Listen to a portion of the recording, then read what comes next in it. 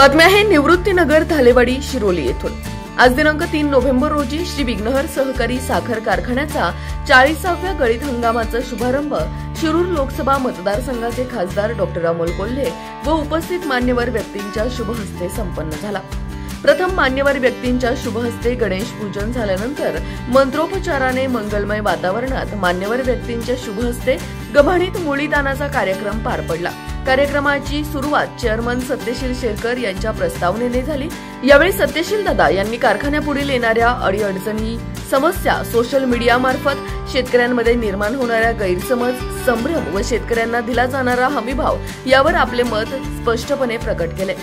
यावेळी डॉ. अमोल कोल्हे, शरददादा सोनवणे, आशाताई बुचके, बाळासाहेब दांगट, माऊली खंडागळे, संजय काळेसाहेब या सर्वच मान्यवर व्यक्तींनी विघ्नहरच्या 40व्या गळीत हंगामास भरभरून शुभेच्छा दिल्या। तसेच या सर्वच मान्यवर व्यक्तींनी बिबट्यांचे होणारे हल्ले, अवकाळी पडणारा पाऊस व शेतकऱ्यांपुढील समस्या तसेच सोयाबीन प्रश्न व कांदा हमीभाव या महत्त्वाच्या प्रश्नावर आपले मत मांडले। विघ्नहर परिवाराच्या वतीने उपस्थित सर्व मान्यवर व्यक्तींचा पुष्पगुच्छ व शाल श्रीफळ देऊन सत्कार करण्यात आला। या कार्यक्रमाचे प्रास्ताविक सत्यशील दादा शेरकर, सूत्रसंचालन सुहास शेटे व आभार प्रदर्शन अशोकदादा घोलप यांनी केले। या कार्यक्रमासाठी चेअरमन सत्यशील दादा शेरकर, व्हाईस चेअरमन अशोकदादा घोलप, सर्व संचालक मंडळ, सर्व कर्मचारी वर्ग, ऊस उत्पादक शेतकरी, महिला पदाधिकारी व पत्रकार बांधव मोठ्या संख्येने उपस्थित होते। याच बातमीचा आढावा घेतलाय आमचे ओझर प्रतिनिधी मंगेश शेळके यांनी। पाहूया।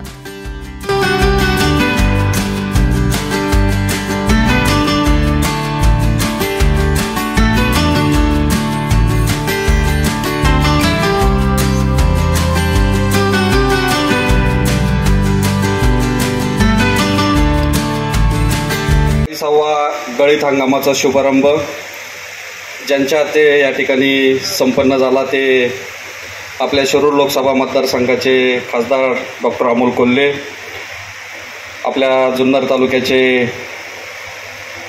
आमदार आपला माणूस शरददादा सोनवणे, स्टेजवर उपस्थित असलेले माजी आमदार बाळासाहेब दांगट, कृषी उत्पन्न बाजार समितीचे सभापती संजयराव काळे, जिल्हा परिषदेच्या सदस्या आशाताई बुचके, माऊली शेठ खंडागळे, अनेक मान्यवर मंडळी स्टेजवर उपस्थित आहेत। मी सगळ्यांचा खरं तर नामोल्लेख करून वेळ घेणार नाही। मी खरं तर सगळ्यांचं विघ्नहर परिवाराच्या तर्फे सर्व संचालक मंडळाच्या वतीनं आपल्या सगळ्यांचं या ठिकाणी सहर्ष स्वागत करतो। कार्यक्रमाला उशीर झालेला आहे त्यामुळं दिलगिरी व्यक्त करतो। अधिकचा वेळ आपला घेणार नाही, परंतु आपला 40वा गळीत हंगामाची सुरुवात या निमित्ताने या ठिकाणी होतीये आणि सांगायला नक्कीच आनंद होतोय की या वर्षीचा गळीत हंगाम आपण एक्सपान्शन केल्यानंतरचा यशस्वीरित्या या ठिकाणी पार करणार आहोत आणि तो पाडत असताना मागील वर्षी खरं तर मंत्री समितीने आपल्याला 15 नोव्हेंबरला कारखाने चालू करण्याची परवानगी दिली आणि साहजिक 1 महिना कारखाना आपले लेट चालू झाले। कारखाना लेट चालू झाले, कारखान्याचं एक्सपान्शन आपण करीत होतो। 5000 टनाचा कारखाना 7500 टनावर आपल्याला घेऊन जायचा होता आणि ही 40 वर्षापूर्वीची असलेली ही यंत्रसामुग्री खरं तर आपल्या विघ्नहर सहकारी साखरेने 80% कारखाना हा या ठिकाणी आता नवीन केलेला आहे। आणि सगळ्यात महत्त्वाचं का मागचा सीझन चालू असताना खासदार साहेब, आमदार साहेब अशा महाराष्ट्रात कुठलीच अशी घटना घडली नाही का कारखान्याचा संजय शेठ कारखान्याचा सीझन चालू आहे आणि कारखान्याचं एक्सपान्शन चालू आहे। हे असं महाराष्ट्रात कधीच कुठं घडलं नाही, ते फक्त आपल्या विघ्नहर सहकारी साखर कारखान्यामध्ये घडलं आणि त्याच्यातून खरं तर शेतकऱ्यांचा ऊस तोडण्यासाठी आम्हाला लेट झालं, हे तेवढं सत्य आहे। शेवटच्या टप्प्यामध्ये सुद्धा कारखाना महाराष्ट्रातला शेवटपर्यंत आपला चालू होता,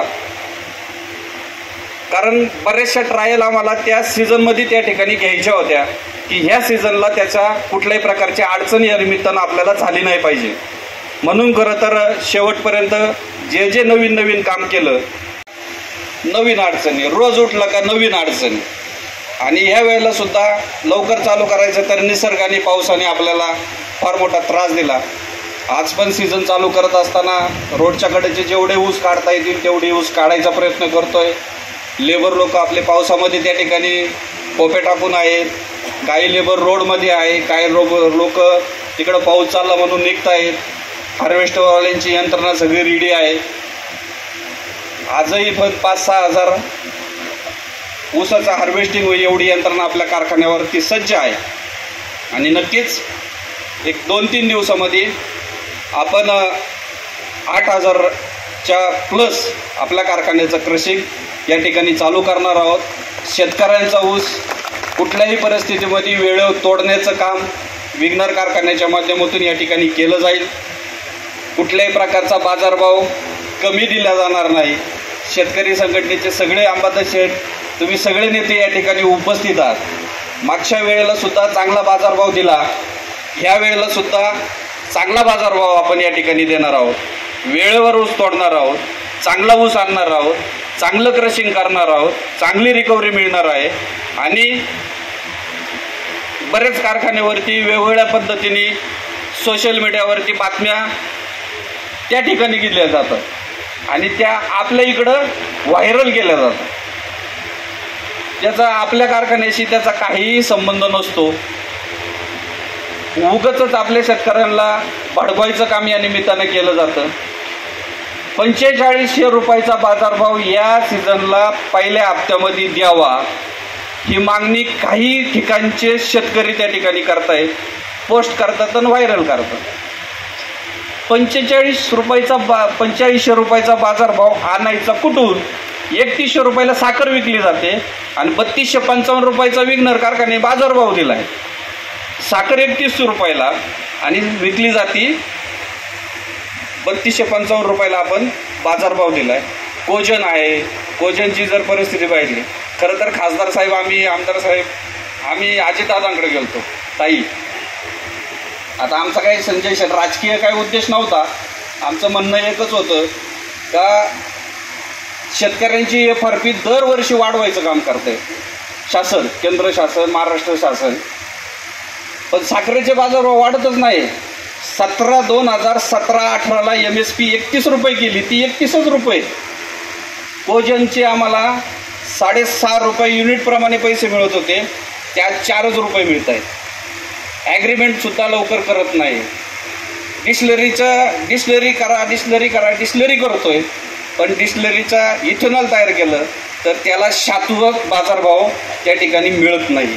ज्यांच्या अध्यक्षतेखाली कार्यक्रम संपन्न होतोय ते आपल्या तालुक्याचे आमदार सन्माननीय शरददादा सोनवणे, सभापती संजयराव काळे, आदरणीय आशाताई बुचके, अशोक मामा घोलप, आदरणीय माजी आमदार बाळासाहेबजी दांगट, ज्यांचा आपण सन्मान केला. त्या शेतकऱ्यांसाठी आपल्या आयुष्याचे सारे दिवस झिजवलेले आदरणीय अनिल तात्या मेहेर, व्यासपीठावरील सर्व मान्यवर संचालक मंडळ, उपस्थित तालुक्यातील सर्व संस्थांचे पदाधिकारी, ऊस उत्पादक शेतकरी, सर्व पत्रकार मित्र, आपल्या सगळ्यांचं प्रथमतः स्वागत करतो. आणि मगाशी सत्यशीलदादांनी जो उल्लेख केला, कारखान्याचे चेअरमन सत्यशीलदादा शेरकर यांनी आपल्या सगळ्यांना आमंत्रित केले. आणि दादांनी जो उल्लेख केला, बिबट्याच्या हल्ल्यामध्ये पिंपरखेड या ठिकाणी मृत पावलेला आपला लहान बालक कुमार रोहन विलास बोंबे याला आपल्या सगळ्यांच्या वतीनं मनपूर्वक आदरांजली व्यक्त करतो. खरं तर कारखान्याचा गळीत हंगाम सुरू होतो आहे खरा, परंतु आपण बघतो आहे, काल परवा मला वाटतं पंजाबराव डक साहेब इथं कारखान्यावरती येऊन गेले. दादांनी त्यांच्याशी सल्लामसलत देखील केले. पण कारखान्याचा हंगाम सुरू व्हायला आणि परतीचा पाऊस सुरू व्हायला एकच वेळ झाली आणि पुन्हा एकदा शेतकऱ्यांवरती आणि कारखान्यावरती संकट येऊ घातले, अशा प्रकारची परिस्थिती निर्माण झाली. कारखान्याच्या ऊसाच्या शेतीमध्ये ट्रॅक्टर नेणं खूप अवघड झालं आहे. ऊस तोड करणं कर्मचाऱ्यांना खूप जिकिरीचं होतं आहे. म्हणून मगाशी दादांनी उल्लेख केला की रस्त्याच्या कडेला जे प्लॉट आहेत त्यांचं हार्वेस्टिंग आपण सुरुवातीला सुरू केलेलं आहे. अनेक समस्यांवरती मात करत दादा तुम्हाला एवढ्याकरता धन्यवाद आहेत की गेल्या वर्षी काय काय झालं ते आम्हा शेतकऱ्यांना माहीत नव्हतं. तुम्ही शेतकऱ्यांना सांगितलं ते थोडंसं बरं झालं, कारण की कारखान्याच्या बाबतीमध्ये कारण नसताना काही गैरसमज देखील पसरतात किंवा पसरवले जातात. पण दादांनी त्याची आपल्याला विस्तृत अशी माहिती दिली.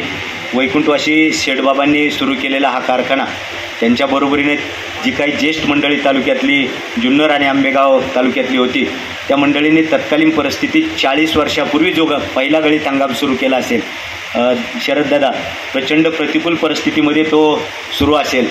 आम्ही त्यावेळेला काय फारसं कळत नव्हतं, पण त्यावेळेला म्हणायचे याच्यातून ऊस नाही, साखर नाही, मीठ बाहेर पडेल असं ऐकायचो आम्ही फक्त. पण शेठबाबांनी त्यांच्या सगळ्या सवंगड्यांनी कंबर कसली आणि हा कारखाना अत्यंत चांगल्या पद्धतीनं जुन्नर आंबेगाव तालुक्यातील शेतकऱ्यांना वरदान म्हणून चालून दाखवला. तत्पश्चात आदरणीय सोपानांना शेरकर यांनी देखील उत्तम पद्धतीनं नियोजन करून कारखान्याची धुरा सांभाळली. अण्णांच्या नंतर सत्यशीलदादा तरुण सहकारी होते, थोडंसं वय कमी होतं, पण ज्येष्ठ मार्गदर्शक आदरणीय व्हाईस चेअरमन अशोक मामा घोलप असतील, त्यात तत्कालीन ज्येष्ठ संचालक असतील, त्या सगळ्यांच्या मार्गदर्शनाखाली दादांनी देखील नव्यानं आपल्याला काय करता येईल हे सगळं बघून मगाशी सांगितलं की राज्यातला एकमेव कारखाना असावा जो कारखाना क्रशिंगही सुरू आहे आणि त्याचं एक्सपान्शनही सुरू आहे. खरं तर ही तारेवरची कसरत होती आणि त्यातल्या त्याच दादा दुसरी एक अडचण अशी होती, लोकसभा संपली आणि आपली बारी चालू झाली होती, त्याच्यामुळे ट्रिपल अडचण होती आपल्याला, वरती ट्रिपल इंजिन आणि इथं ट्रिपल अडचण. पण या सगळ्यातून हे दिव्य सत्यशील दादा तुम्ही पार पाडलं. गेल्या वर्षी देखील खूप चांगल्या पद्धतीचं क्रशिंग झालं आहे. यावर्षी मला आत्ता अशोक मामांनी सांगितलं की ॲव्हरेजली आपण ताई साधारणतः 10,000नी सहज चालू शकतो. जुनं आणि नवं एक्सपान्शन आणि जुनी गावांनी जर धरली तर म्हणजे यावर्षी कारखान्याला किंवा शेतकऱ्यांना अजिबात अडचण येणार नाही. कदाचित तुम्हाला 20 डिसेंबर ही तारीख दिली असेल शेतकऱ्याला पाटील, तर कदाचित 18 तारखेलाच टोळी येऊन जाईल. त्याच्यामुळं अडचण मानायचं काय कारण नाही. शेतकऱ्यांनी खात्री बाळगा की यावर्षी आपल्या शेतातला ऊस कारखान्याने दिलेल्या नियोजनामध्ये 100% तोडला जाईल, भाव देखील चांगला दिला जाईल. त्यामुळे आपण सगळ्यांनी या आपल्या कारखान्याला आपला ऊस देणं बंधनकारक आहे. शेवटी आपल्या तालुक्यामध्ये आपली ही जीवनवाहिनी आहे.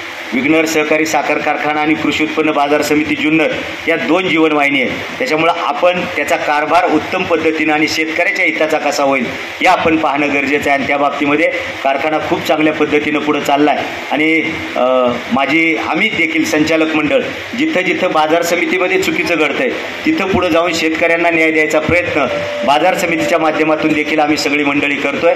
एक निश्चित लक्षात ठेवणं गरजेचं आहे, आपल्याकडे MIDC 40व्या गळीत हंगामाच्या शुभारंभाच्या निमित्तानं प्रथमतः मी युगपुरुष हिंदवी स्वराज्य संस्थापक छत्रपती शिवाजी महाराज ज्यांनी या कारखान्याची स्थापना केली ते आदरणीय माजी खासदार निवृत्ती शेटशेरकर, सोपान शेटशेरकर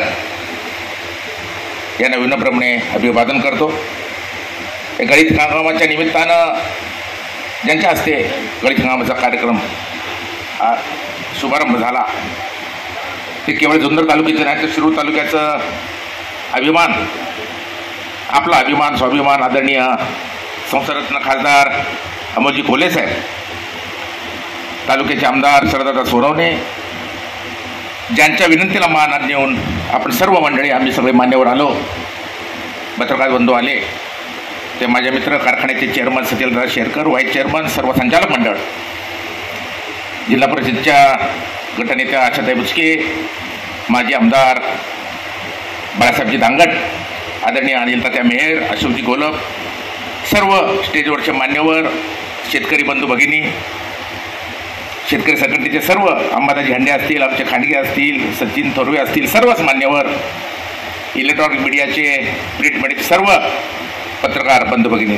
वाणी साहेब असतील, त्याचं सर्वच उतरडे असतील, पाटे सर असतील, सर्व आमचे राज्यांची सर्व मान्यवर कोणीमध्ये दिलगिरी व्यक्त करू असं काही प्रत्येकाचं नाव घेत नाही. बंधू भगिनींनो, ज्याप्रमाणे दिवाळीचा उत्सव असतो, लक्ष्मीपूजन आपलं नुकतं झालं, शुभ वाटतं, जरा वेगळं वाटतं, तसं आज हा गळीत हंगामाचा कार्यक्रम आहे, मुळी टाकण्याचा कार्यक्रम आहे.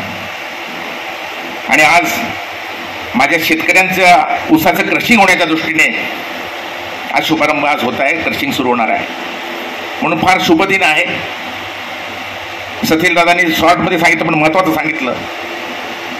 मी सत्यशीलदादा शेरकर, व्हाईस चेअरमन, MD साहेब असतील, सर्व संचालक मंडळ त्यांचं अभिनंदन करतो की खरं आहे मागच्या वर्षी फार ऊसाची हेळसांड झाली तोडण्याला, पण त्यांचा नाईलाज होता.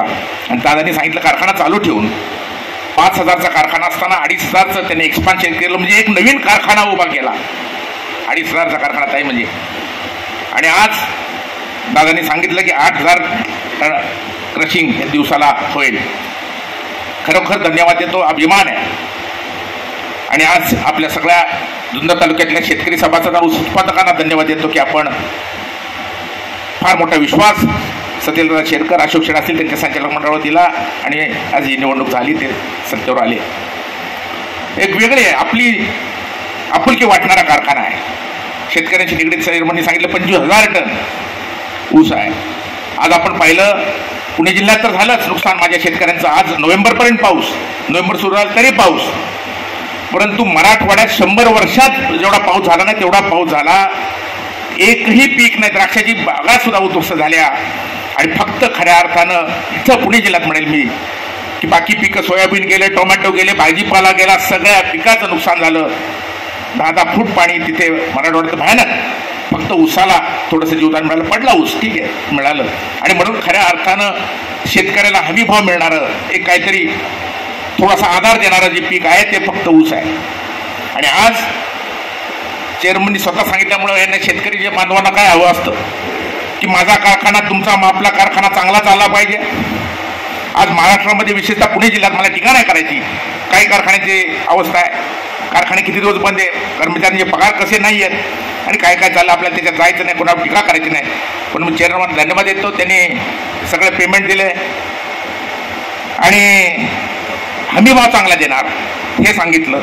मग हंगामासाठी जमलेलो आहोत.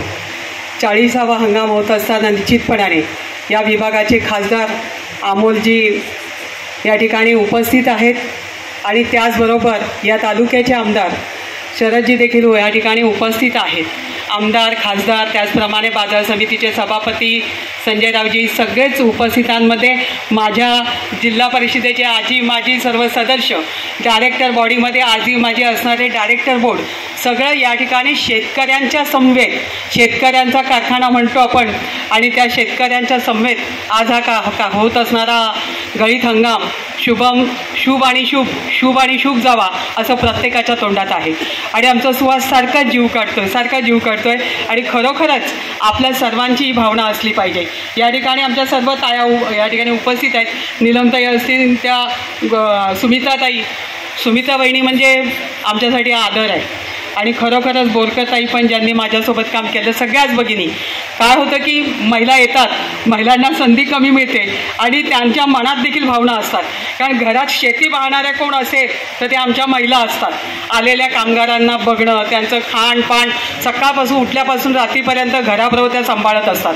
त्याचबरोबर मीडिया हा आपला दुवा आहे. मीडियाने ठरवलं तर सगळं चांगलं करू शकतो आणि वाईटातून वाईट मार्ग काढताना साथ देऊ शकतात अशी ताकद त्यांच्यामध्ये आहे. आणि म्हणून सत्यशील भाऊनी सांगितलं, या ठिकाणी बोलणारे खूप वक्ते आहेत, प्रत्येकजण ताकदीने बोलू, आमचा अण्णा बोलू शकतो, गणेश सगळे बोलू शकतात, संतोषांना बोलू शकतात, कारण आमच्याकडे त्या कोणाला अडचण आली की ते येतात. अशोक शेठ बरोबर पण मी बोलली. या ठिकाणी तुम्ही म्हणालात माऊली की या ठिकाणी ट्रिपलवरती इंजिन आहे, खाली इंजिन आहे, आपल्याकडे पण ट्रिपल आहे. या ठिकाणी बाजार समिती आणि कारखाना म्हणतो, तुम्ही KVK विसरलात. कारण KVK हे देखील आपल्या शेतकऱ्यांचं मोठं साधन आहे. त्या ठिकाणी आपण बरंच काही करू शकतो. त्यांच्याकडनं हवी ती मदत, सतत शेतकऱ्यांना मार्गदर्शन, शेतकऱ्यांना नवीन प्रशिक्षणं असं सगळे होत असताना आज आपण 40 वर्षापूर्वी जेव्हा ही सुरुवात झाली गाळप हंगामाची, त्यावेळेचा काळ जर पाहिला तर शेठ बाबांची आज जेव्हा आपण आठवण करतोय, त्या काळात त्यांनी 1250 गळीत हंगाम केला होता, क्रेशर केलं होतं. परंतु आज आपण 7,000च्या पुढे जातोय. ही काही छोटी बाब नाही आहे. त्यामुळे एकदा जोरदार टाळ्या. आपल्याला बाबांनी दिलेला आशीर्वाद, शेठ बाबाचा आशीर्वाद, अण्णांचा आशीर्वाद, या ठिकाणी आबा काळे जे घोडेगावमधून तितक्या ताकदीने त्यांच्यासोबत होते, रामकृष्ण मोरेजी होते, ज्यांनी हा कारखाना पुढे नेण्यासाठी ज्याने कोणी सहकार्य केलं, छोट्यात छोटा आणि मोठ्यात मोठा, त्या प्रत्येकाचं आपण कौतुक केलं पाहिजे. होय, मगाशी सत्यशील भाऊ म्हणाले की वजनावरून बोललं जातं. मी म्हणते गाडवेजी की आम्ही त्यांच्यावर रागवतो संतोष भाऊ की तुम्ही सारखं काय हा एकच विषय काढता, तुम्हाला वजन करून आणायचं तर आणा, मी स्वतः काट्यावर येते. परंतु मनामध्ये शेतकऱ्यांच्या अशी भावना येता कामा नये. आली तर ती आपण दूर करू. त्यांनी तसं आश्वासन दिलं. हे गरजेचं आहे. कारण एखादा मनामध्ये किडा वळवळा लागला की माणसाला सारखं वाटतं माझं काहीतरी कमी होतं आहे. आज जेव्हा निसर्ग कोपला आहे, रोज पाऊस पडतो आहे आणि येणाऱ्या पुढच्या 3 वर्षातसुद्धा तो त्रास देणार आहे, त्यावेळेला कोणती पिकं डोळ्यासमोर आणा, कोणती द्राक्ष बागायतदार असेल, दुसरा भाजीपाला तरकारी पिकवणारी लोक असतील, त्यांना काय शाश्वत आहे सांगा. त्यापेक्षा हा ऊस जर लावला तर एकरीच्या पुढे जाणाऱ्या माणसाला त्या बक्षीस दिलं जातं, त्याचा सन्मान केला जातो. अशा हे असणारं हमी, ज्याची हमी आपल्याकडे आहे, जो आपला आहे आणि आपण हक्काने आपल्या तालुक्यातला कारखाना म्हणून विघ्नहरकडे पाहतो आहे. इथे काही खाजगी नाही आहे. सत्यशील भाऊचा कारखाना हा आपल्या सर्वांचा आहे, त्यांनी दुसरा नाही काढला आणि काढणार पण नाही, हा विश्वास आम्हाला आहे. कारण आहे ते टिकवण्यासाठी त्यांनी केलेला संघर्ष त्यांनी इथे मांडलेला आहे. आणि म्हणून तानाजी शेठ, तुम्ही बोलला नसलात तर माय डिअर म्हणणारे तुम्ही, तर वास्तविक तुम्हाला संधी द्यायला पाहिजे होती, कारण तुम्ही सतत सांगत असता तुमचा अभ्यास मोठा आहे. पण आता अभ्यासापेक्षा निसर्गाचं काय ठरवतो तेही तितकं महत्त्वाचं आहे. कर्तृत्व उभं केलं, विकासाची गंगा ज्यांनी आणली, डॉक्टर आणि शिवनेरी भूषण ज्यांच्या पाठीमागे आता उपाधी लागलेली आहे, ते लोकनेते आदरणीय बाळासाहेबजी दांगट व्यासपीठावर या कारखान्याचे सन्माननीय चेअरमन आदरणीय आमचे मित्र सत्यशील दादा शेरकर, व्हाईस प्रेसिडेंट सन्माननीय अशोक दादा घोलप, त्यांचं सर्व संचालक मंडळ आदरणीय सत्यशील दादांच्या मातोश्री सुमित्राताई, नीलमताई आणि व्यासपीठावर कॅम्ब्रिज रिटर्न बिलकुलही भ्रष्टाचार न करणारे राज्यातले पहिले सभापती आदरणीय संजयराव काळे साहेब,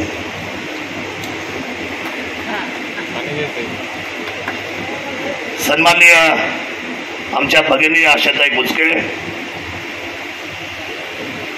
व्यासपीठावर असलेले शिवनेरी भूषण, या तालुक्याची आन बान आणि शान, ज्यांना पाहिल्यानंतर अतिशय आपल्या सर्वांना आनंद होतो. आणि खरंच मी नाव घेतल्यानंतर तुमचे दोन्ही हात टाळ्यासाठी वाचतील, ते आदरणीय अनिल तात्या मेहर यांची उपस्थिती व्यासपीठावर आहे. आयुष्य कसं असावं बघा, आयुष्याची परिणती कशी असावी बघा. व्यासपीठावर सर्व सन्मान्य व्यासपीठ, आदरणीय तानाजी शेठ बेनके, शेतकरी संघटनेचे सर्व सहकारी, पत्रकार बंधू, सर्व असलेले विविध पक्षाचे सर्व मान्यवर, आदरणीय माऊली शेठ खंडागळे, सर्व पक्षी असलेले सर्व सन्माननीय पदाधिकारी. हा कारखाना आपल्या सर्वांचा आहे, शेतकऱ्यांचा आहे, आबालवृद्धांचा आहे, कष्टकऱ्यांचा आहे, सर्व कामगार वर्ग आणि उपस्थित सर्व बंधू आणि भगिनी. खरं तर विघ्नहर ज्यावेळी त्याचा शेतकऱ्यांचा, सुरुवातीला रामभाऊ एकच कारखाना होता, उल्हास शेठ, जुन्नर आणि आंबेगावचा पहिला एकच कारखाना होता. नंतर राजकारणामध्ये स्थित्यंतर झाली, आपण आपल्याला स्वतःला नाही सांभाळलं, आपण सगळे जर एका वेळ नेते झालो तर मग आपलं कोणीतरी फायदा घेतं. मग बाजूला आमदारकी गेली 1990ला, नंतर ते मंत्री झाले आणि मंत्री झाल्यानंतर मात्र सगळ्याच गोष्टी त्यांच्याकडे गेल्या, कारखाना पण त्यांच्याकडे गेला, रुग्णालय सुद्धा त्यांच्याकडे गेलं, MSMEचं ऑफिस, फॉरेस्टचं ऑफिस,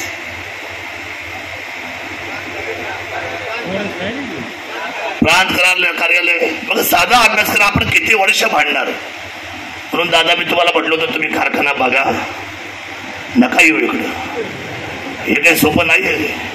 इथं नाही वाकडं वेळ कुदायला लागतं, इथं 1.5 लाख काय घटना घडली तर पळावं लागतंय दिवस रात्र. तुमच्या मला व्याप कमी काही, एवढं मोठं एक मोठं राष्ट्रच आहे ना, कारखाना म्हणजे केवढं मोठं राष्ट्र आहे. म्हणून मी तुम्हाला मैत्रीचा सल्ला आधीच दिला होता. आपला आमच्या प्रेमाच्या भावना तुमच्यावर सदैव राहिलेल्या आहेत, कायम राहतीलच. मी आल्यापासून या तालुक्यामध्ये सदैव सांगत आलेलो आहे, ही आपली शक्ती व्यासपीठ आहे. विघ्नहर आपलं शक्ती व्यासपीठ आहे, बाजार समिती आपलं शक्ती व्यासपीठ आहे. ही आपण जपली पाहिजे, ही आपली आहे. मला एक खूप आवडतं संजय राऊत, कपलिंग जे घालतो ना तुम्ही, अख्ख्या महाराष्ट्र राज्यात कोणच घालत नाही. सभापती मी सगळे पाहिले, पण मला आवडलं. म्हणजे आमचा सभापती असा पाहिजे, कसा पाहिजे, वेगळा पाहिजे. मला आनंद. कॅम्ब्रिज रिटायर म्हणून अतिशय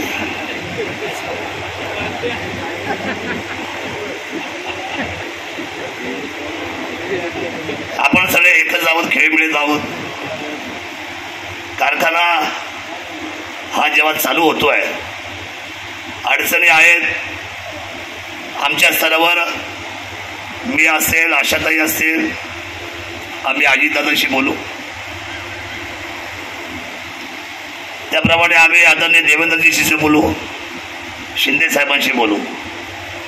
पण एक मी तुम्हाला सांगतो, राजकारणाच्या पलीकडे मात्र जीवाची बाजी लावून शेतकऱ्यांच्या सहकार्याच्या कारखान्याला कुठल्याही पद्धतीचा आम्ही त्या ठिकाणी अडचण येऊन देणार. म्हणजे काही असो, उद्या लोन घ्यायचा विषय असेल, FRPचा विषय असेल, अनेक काही गोष्टी असतात ज्या कारखान्याच्या बाबतीमध्ये. मध्ये तुम्हाला माहिती आहे की इन्कम टॅक्सची नोटीस सुद्धा आपल्याला आली होती. अशा खूप अडचणी सहकार्यामध्ये उभ्या राहतात. आणि कारखान्याचं क्रशिंग आपण विचार करतोय. तुम्ही म्हटले होते की मध्यंतरी आपण जे एक्सपांड केलं त्यावेळेला खूप मोठा संघर्षातून आपण सगळे मिळून गेलो, आणि ते करणं त्या काळामध्ये गरजेचं होतं. ही गोष्ट जरी खरी असली, पण दादा हे नोटाबंदी सारखं झालं. नोटाबंदी झाली खरी, पण लोकांना त्रास झाला. तसं आपल्या क्रशिंग मध्ये शेतकऱ्यांना त्रास झाला, ऊस लेट गेला, आणि आम्ही मान्य करतो. दिलगिरी व्यक्त करणं हे आमचा परमधर्म आहे. तुमची माफी मागणं जाहीर हे आमचं कर्तव्य आहे. ज्यावेळेला आम्ही त्यांची बाजू घेतो आणि त्यांना सपोर्ट करतो, त्यावेळेला त्यांच्या वतीने माफी सुद्धा मागणं शेतकऱ्यांची ही आमची नैतिक जबाबदारी आहे. कारण शेवटी हा समन्वय साधून चालणारा कारखाना आहे, हा सहकारातला कारखाना आहे, हा शेतकऱ्यांचा कारखाना आहे. खूप दिव्यत्वातून उभा राहिलेला हा सहकारी कारखाना आहे. त्यावेळेला या उत्तर पुणे जिल्ह्यामध्ये कारखान्याची मुहूर्तमेढ कोणी रोवली नव्हती. कारखान्यातली मुहूर्तमेढ या उत्तर विभागामध्ये लावणारा पहिलं जर कुठलं कुटुंब असेल तर ते आदरणीय देव माणूस निवृत्ती शेठ शेरकर होते. हे सुद्धा मला आपल्या सर्वांना नमूद करून दिलं पाहिजे. केवढं मोठं दिव्यत्व घेऊन त्यांनी काम केलं. त्यानुसार सोयाबीन खरेदी केंद्र आले, पण कांद्याला भाव नसल्यामुळं आधीच बऱ्याच शेतकऱ्यांनी जवळपास 70-80% सोयाबीन हे एक विकून झाले. आणि दुसरं सभापती महोदय, तालुक्याचे प्रतिनिधी म्हणून तुम्हाला डोळ्यात तेल घालून राहावं लागेल, कारण 5,325 ही जी MSP आहे, या MSP वर सोयाबीनची खरेदी होत असताना त्याची जी आर्द्रता आहे, त्याची जी आर्द्रता असायला पाहिजे ती 10% आत असायला पाहिजे. पण आपल्याकडं आता जी सोयाबीन शिल्लक आहे याच्या आर्द्रतेचं प्रमाण जास्त आहे. त्यामुळं ते आपल्याला डोळ्यात तेल घालून आपल्याकडे केंद्र असताना आपल्या शेतकऱ्यांना न्याय मिळेल या पद्धतीने आपल्याला ही भूमिका घ्यावी लागेल, एवढं आपल्याला मी सांगू इच्छितो. आणि या परिस्थितीमध्ये सत्यशील दादा, तालुक्याच्या बाबतीत, शेतकऱ्यांच्या बाबतीत तुमची भूमिका सगळ्यात महत्त्वाची ठरते.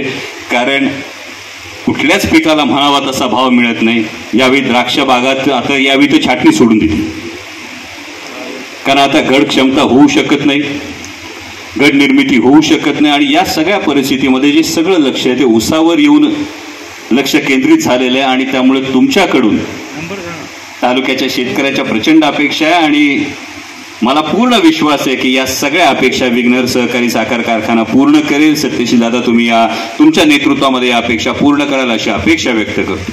मगाशी खरं तर मनापासून तुमचं अभिनंदन करेल की नेहमीची एक प्रथा परंपरा असते की तुम्ही ट्रॅक्टरमधून जी मिरवणूक काढता ती तुम्ही टाळलीत. याबद्दल मी मनापासून तुमचा आभार मानेन, कारण मी तुम्हाला त्यासाठीच खरं तर सांगत होतो शेळके सर की ही मिरवणूक नको, कारण सातत्यानं बिबट्याचे हल्ले होत असताना कालही पिंपरखेडमध्ये घटना घडल्या. अवघ्या 13 वर्षाच्या लेकराला जीव गमवावा लागला.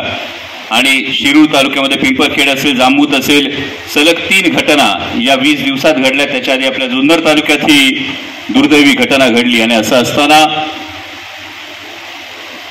ही मिरवणूक नसावी असं माझं म्हणणं होतं, पण माझ्या मनातलं तुम्ही जाणलं त्याबद्दल मी मनापासून तुमचा आभार मानतो. आणि मग अशी बिबट्याचा उल्लेख जो गेला, खरं तर आता ऊसतोड सुरू झाल्यानंतर हे बिबट मानव संघर्षाचे जे प्रकार आहेत हे सातत्यानं वाढत जाणार. पत्रकार बांधव, कालही पिंपरखेडची घटना आपण सर्वांनी ही फार उत्तम पद्धतीनं कव्हर केली. पण यापुढील काळात सुद्धा जशी ऊसतोड होईल त्या पद्धतीनं ऊसाची लपण आहे, बिबट्याला लपण ही ऊसाची. मगाशी सत्यशील दादा म्हणाले की तज्ज्ञ सांगताना सांगतात ऊसाची लागवड बंद केली तर बिबट्याचा प्रश्न सुटेल, पण ऊसाशिवाय आमच्याकडे दुसरं पीकच नाही. आणि मग हा प्रश्न कसा सोडवायचा?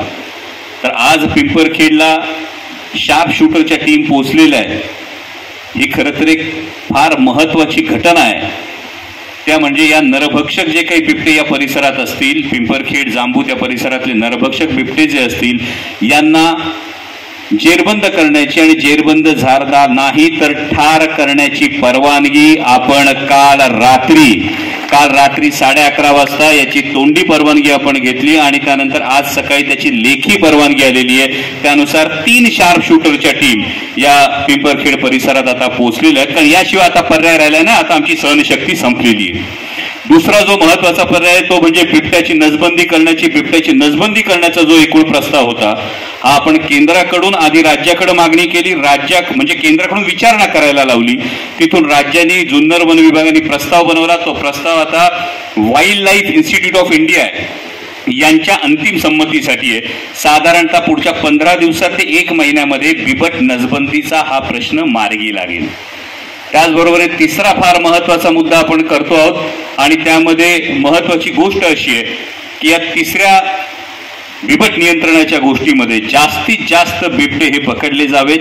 वन विभागाच्या जागांमध्ये ग्रासलँड उपलब्ध करावी, त्याच्यामध्ये हरणं, काळवीट जे काही त्याचं खाद्य असेल ते सोडून जास्तीत जास्त बिबटे तिथे जेरबंद करावे, जेणेकरून त्याच्या नैसर्गिक अधिवासातूनही त्याला आपण बाहेर सोडत नाही आणि मानवी वस्तीत जो बिबट्या आलेला आहे त्याला तिथून बाहेर काढण्याचा आपण प्रयत्न करतो. या 3 पातळ्यांवर काम सुरू आहे.